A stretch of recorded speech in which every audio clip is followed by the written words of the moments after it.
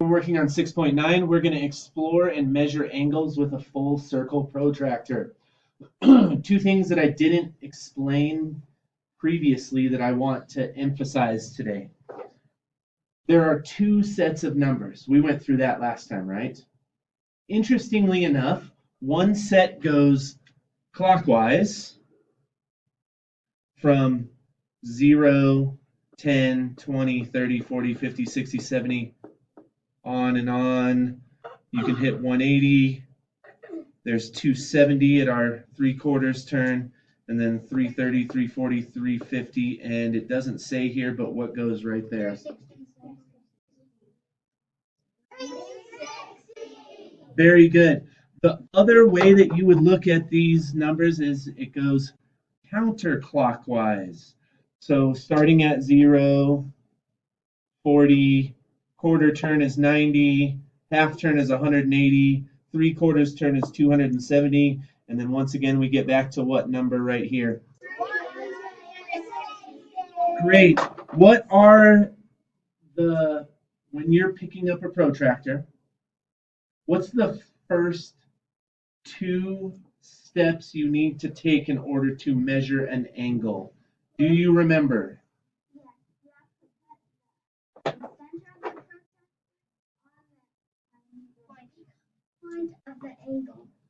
So what do we call that point, by the way?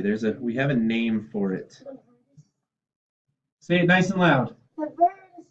Vertices means several, vertex means one. Yes, so we're going to put that very center point. You could think of it as a bullseye right there, right? We'll be putting the very center point on the vertice of our angle, right? So the vertice is where the two lines or line segments or rays meet. Okay? What's the second rule that we need to keep in mind? Yes. Yep, it's very important that you're aware where the 0 is, and there's two zeros, of course. One of them right here, one of them right here, and it's very important that when you choose the 0 that you are working on, that you're understanding that you're either going clockwise or counterclockwise. Thumbs up, thumb sideways, thumbs down with that thought process. Wonderful. So we'll take a look at using this. I'm going to move this over. Have I followed step 1? Yeah. Okay.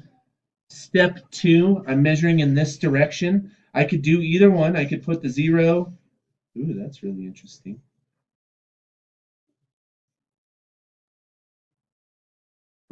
I could put the 0 going clockwise in this case. So I'm always counting up from 0. Start at 0, working my way up to 40.